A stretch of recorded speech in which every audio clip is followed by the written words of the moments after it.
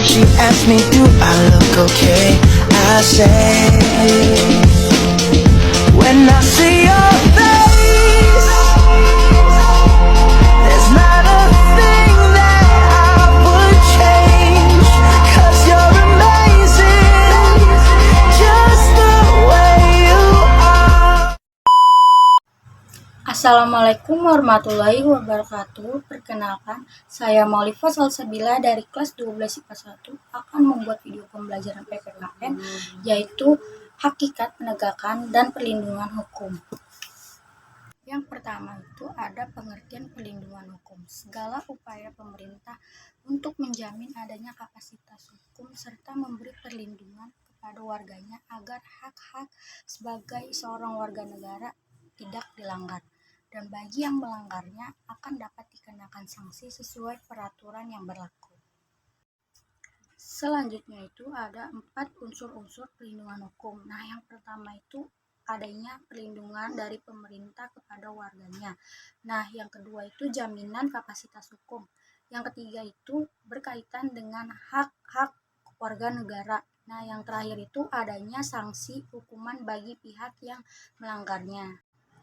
Pentingnya perlindungan dan penegakan hukum ada 3.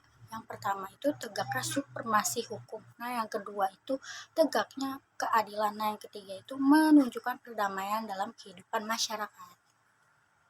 Nah, yang terakhir itu ada contoh perlindungan hukum. Contoh perlindungan hukum itu sendiri dibagi menjadi 2 macam. Nah, yang pertama itu ada perlindungan hukum terhadap konsumen.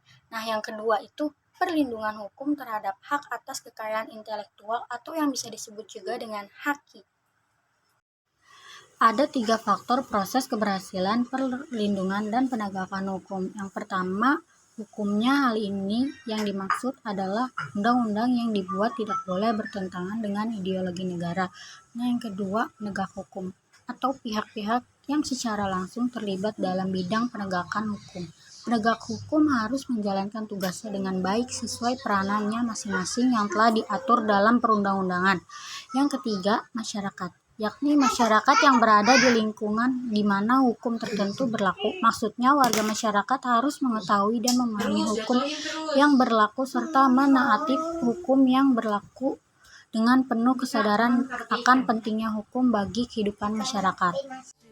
Nah, itu tadi materi yang bisa saya sampaikan. Kurang lebihnya mohon maaf. Wassalamualaikum warahmatullahi wabarakatuh.